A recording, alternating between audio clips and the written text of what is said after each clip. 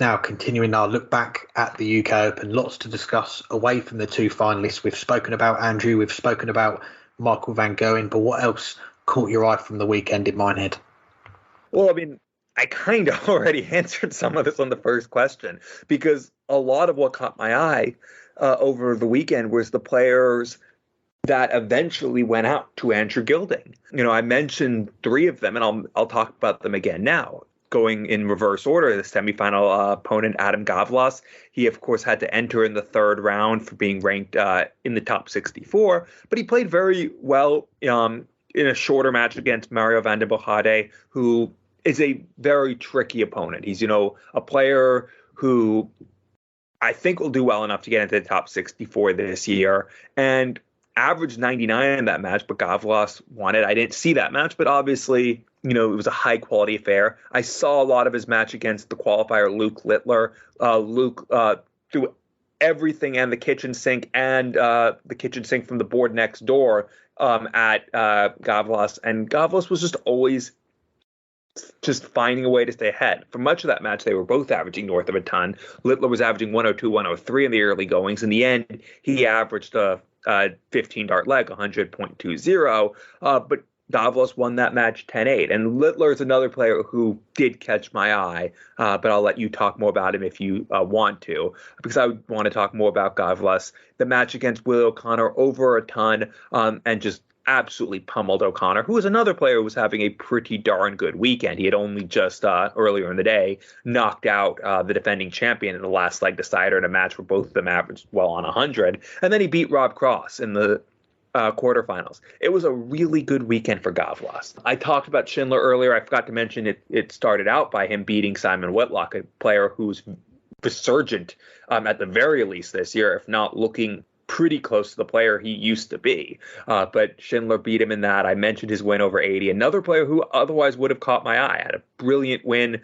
80 did, over Matt Campbell just the round before, and averaged well over 100 in that match. Averaged well over 100 another one, but was no match for Schindler. And then obviously the win over Clayton. I talked about Luke Woodhouse already, who also caught my eye. But I'll mention just one player who didn't end up losing to Andrew Gilding, because it's not all about Gilding this weekend, just pretty much close to it. And that's one of the players who actually ended up jumping in the rankings more than Gilding. Gilding went up 16 spots. Karol Sedlacek also went up more than Gilding. One player went up even more than either of them, and that was Jeffrey Deswan.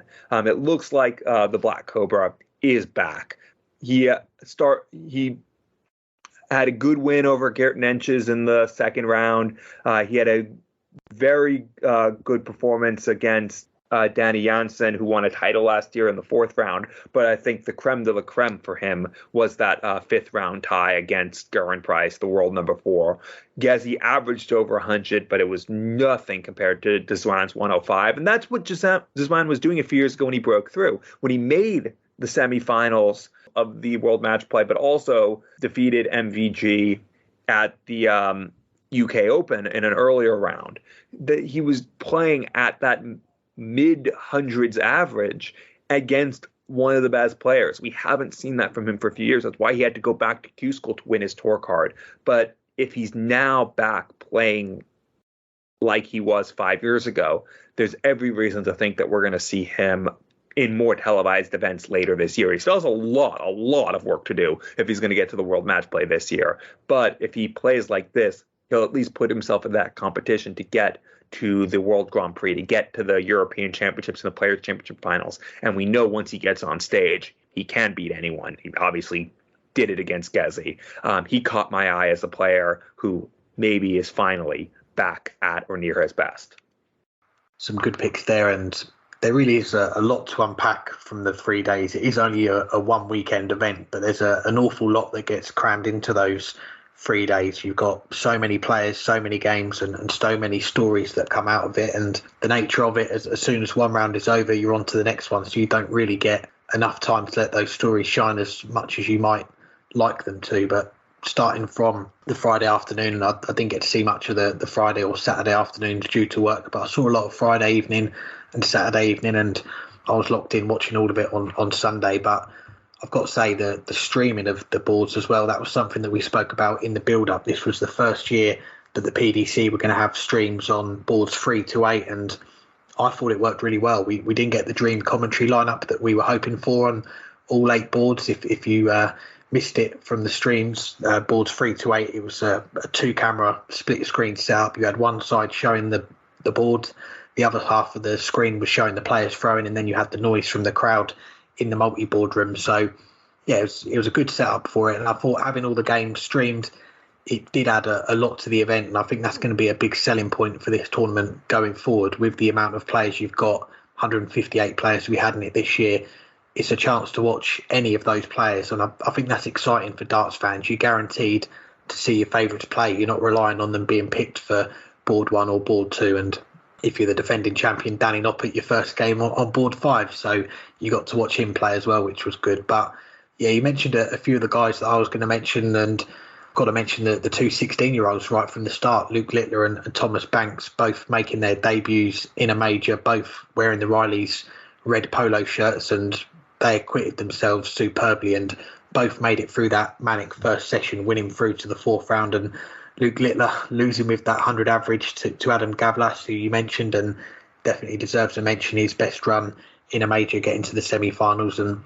Thomas Banks getting that main stage experience playing Gerwyn Price, and from 2 players that are at the very start of their careers to one who's on his last dance, as he calls it, Richie Burnett at 56, the 2nd year of his tour card, making it to the quarterfinals, beating Peter Wright on that Saturday night. And what a game that was. Okay, the quality, it's not going to be the highest quality of a game you're going to see, but won it 10-8, and I think he led 7-3 at one point. Peter Wright got it back to 8-all, and you're thinking, is Richie's race run here? But breaks for 9-8, and the 88 finish in 2 darts, it was like going back 25, 30 years. The clinical nature of his play on the tops as well. He was really good on the tops, but the 88 finish to get the job done. And yeah, there's a lot more work that Richie needs to do this year if he's going to get into that top 64 and extend this run into a 3rd year. But what a run he's had at the weekend, and he'll take a lot of confidence from that. And a player that you mentioned as well, and going, I didn't work in chronological order. I've gone from the beginning to the end to someone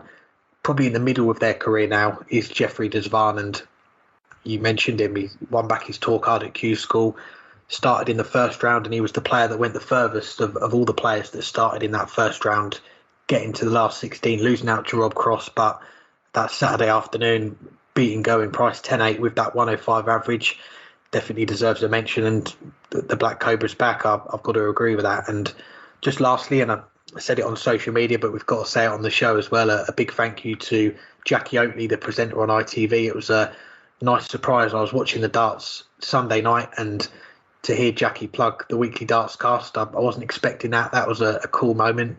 We've been fortunate to get a few shout outs on the Pro Tour streams from Dan Dawson, Edgar TV on his platform as well. But to my knowledge, I think that's the first one we've had on TV. So a little bit of fame for us, we've made it. So yeah, thank you to Jackie. And even before seeing the drama that played out in the final, that capped off a fun tournament, getting that shout out. So yeah, we do appreciate that.